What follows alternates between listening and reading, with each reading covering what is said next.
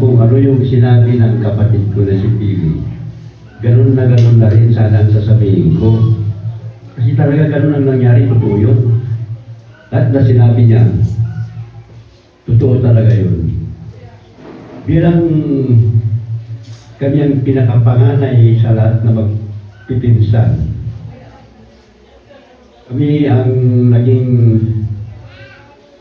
idolo nila siguro. Kung gusto nila kami idolo, yung mga pinsan namin.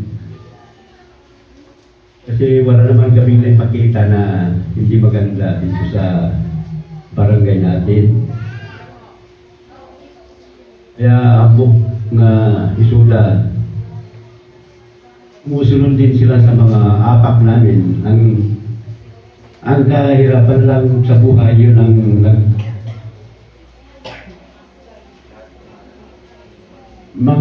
titipid kung paano kami magaya ang kalagayan namin. At saka sa hirap ng buhay naman talaga. Alam naman ang lahat dito sa Barangay Victoria kung ano talaga ang pinag-umpisan namin. Narigat tibiyag mili kasi sinabi ni ating Gugapili. At itong mga hindi at mga ulitig dagitoy may isang tinabate ng Gabriel lang. Isuda di naghubugin nakautangan ni kung paano kami nandito ngayon. Pero alam ko na kahit paano naging pinagmamalaki din kami dahil alam ko naman na naibigay namin ng kadayawan sa barangay kung paano kami namuhay hanggang naging hindi naman masyado sasabihin na successful na pamilya, pero kahit paano may makikita naman sa may kaunting pagbabago sa buhay. So masasabi ko, lalo na ang kalpate, dahil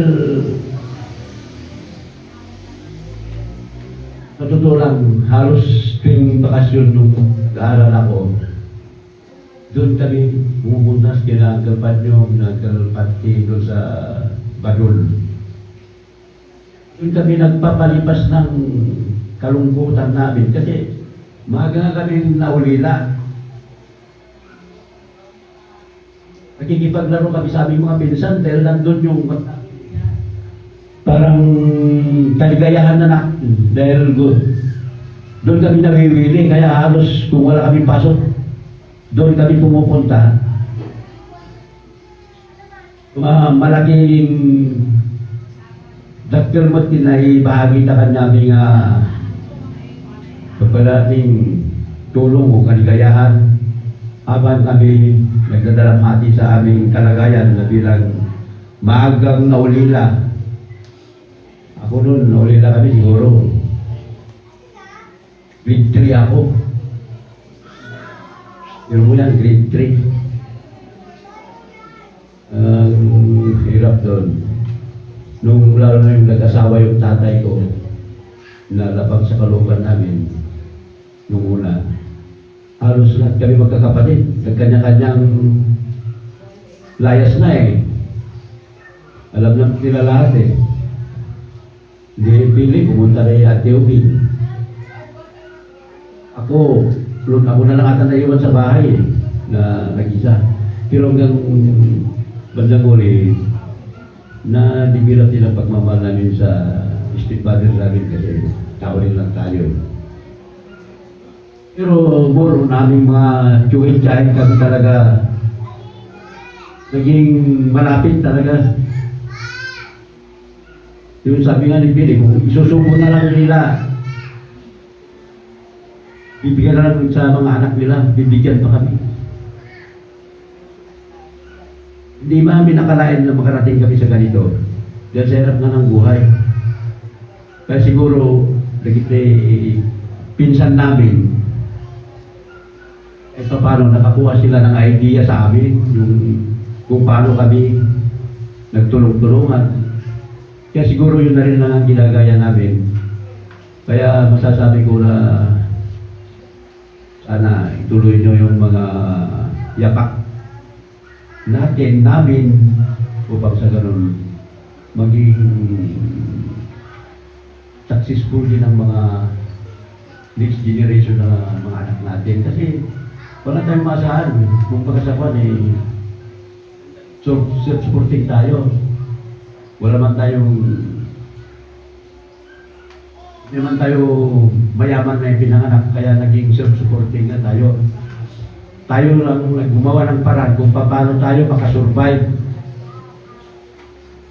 Pero yun nga, sinabi nila na kung wala itong mga magulang natin, wala tayo. Hindi natin naabot ng ganito. Kaya maraming salamat sa mga auntie namin, uncle namin, lalo na kahit yung mga nawala na sila ang naging bahagi sa buhay namin upang marating namin na ganitong sitwasyon namin. Uncle Pati, kahit si Uncle Gabriel, alam nyo yan. Katagawin na, kahit saan sila, pinupuntahan ko. Magpapakita ko sa kanila. Kung hindi, pupunta sila sa bahay. Uncle Pati, magawawin na kung nagtiking acting, kung minsan pinupuntahan ko. Kung minsan sabi ko acting, pag mo dito, dyan sa bahay. Kasi gusto kong may padama rin sa kanya ang pagmamahal na ipinadama rin nila sa amin nung bata pa kami. Nung kaya niya pang tumatawag-tawag, tinatawagan ko yan nung may sakit na. Nagtatawagan kami yan sa cellphone. Minsan, madaling araw. Kung buhay pa sila rin noon, sabi tawagan mo siya ng Pati. Kasi nalulungkot. Tinatawagan ko talaga, kinakausap ko. Upang sa gano'n, kahit pa paano, may padaman naman namin ng importansya namin sa kanila. Alam ko, nasisiyahan sa ganung bagay. Nasisiyahan sila rin eh.